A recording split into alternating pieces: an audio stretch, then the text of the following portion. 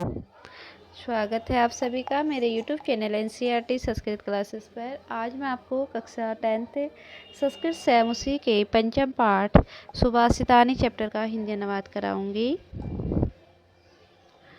आलस्यम ही मनुष्याणां शरीर अस्तो महान रिपु न अस्ति उद्यम समो बंधु कृत्वा यम न औषधति। आलस्यम यानी कि आलस्य ही मनुष्याणां यानी कि मनुष्य के शरीरस्थो यानी कि शरीर का महान यानी कि सबसे बड़ा रिपु यानी कि दुश्मन है। न अस्ति उद्यम समूह न मतलब नहीं, अस्ति मीन से है, उद्यम समूह यानी कि परिश्रम के समान बंधु कृत्वा यम न औषधति। यम यानी कि जिसको, कृत्वा यानी कि करके, न औषधति यानी कि कौन प्रसन्न नहीं होता है। इस श्लोक का अर्थ है कि आलस्य ही मनुष्य के शरीर का सबसे बड़ा दुश्मन है और उद्यम के समान हमारा कोई बंधु नहीं है कि जिसको करके कोई प्रसन्न नहीं होता हो। गुड़ी गुणम वेति न वेति निर्गुणः बलि बलम वेति न वेति निर्बलः पीको वसंतस्य गुणम न वायुषः करी च सिंहस्य बलम न मुसकः। गुड़ी यानी कि गुणवान, गुणम यानी कि गुण को, वेति यानी कि जानता है, न वेति निर्गुण नहीं कि निर्गुण व्यक्ति जानता है। बलि बलम वेति न वेति निर्बल। बलि यानी कि बलवान को, बलवान के बल को वेति जान सकता है यानी कि बलवान ही बल को जानता है। न वेति निर्बल न कि निर्बल व्यक्ति। पीको वसंतस्य गुणम न वायुषः। पीको यानी कि कोयल, बसंत से यानी कि बसंत के गुणों को जानती है, न कि कौवा। ठीक उसी प्रकार करी च सिंहस्य बलम न मुसकः। करी यानी कि हाथी ही सिंहस्य यानी कि सिंह के बल को जानता है, न कि मुसकः। निमित्त उद्देश्य ही यह प्रकोपयति ध्रुवं स तस्या उपागमे प्रसीदति।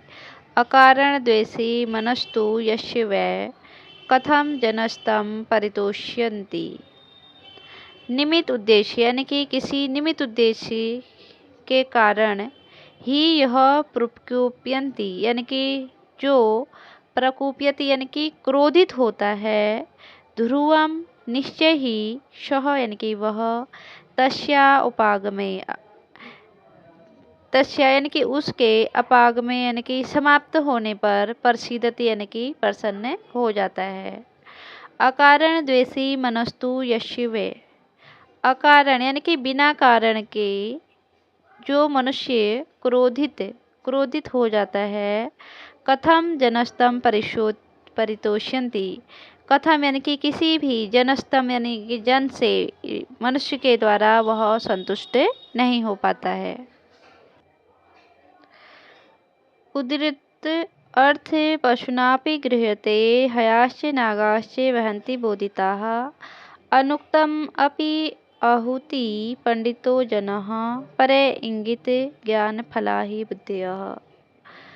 उद्धृत अर्थ पशुनापि यानी कि पशु भी, गृह्यते यानी कि प्राप्त कर लेते हैं। उद्धृत यानी कि जो शब्द मुँह से जो निकले हैं, जो वाणी जो मुँह से निकलती है, उसका अर्थ पशु भी प्राप्त कर लेते हैं यानी कि ग्रहण कर लेते हैं, समझ लेते हैं।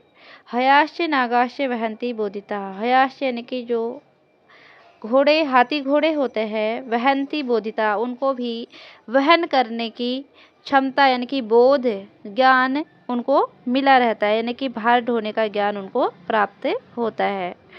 अनुक्तम अपि आहुति पंडित जनों हो। अनुक्तम यानी कि बिना कहे ही, आहुति यानी कि बिना बोले ही, पंडित जन हो यानी कि जो बुद्धिमान लोग होते हैं, परे इंगित फला ही बुद्धयः मतलब बहुत सारा फल वह संकेत के द्वारा ही प्राप्त कर देते हैं क्योंकि उनके अंदर बुद्धिमत्ता होती है। क्रोधो ही शत्रु प्रथमो नराणाम देह स्थितो देह विनाशनाय यथा स्थितः काष्ठगतो ही वहने स एव वहने दहते शरीरम।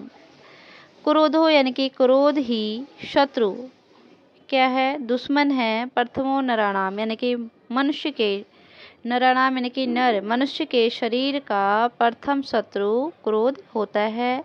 देह स्थितो हो देह विनाशनाय, देह में यानी कि आपके शरीर में ही रह करके, स्थित यानी कि रह करके वह आपके देह यानी कि शरीर का ही क्या कर देता है, विनाश कर देता है। यथा स्थितः काष्ठगतो ही वहनी, यथा यानी कि जैसे, काष्ठ यानी कि लकड़ी में, वहनी यानी कि आग, स्थित यानी कि स्थित होती है, पहले से ही होती है।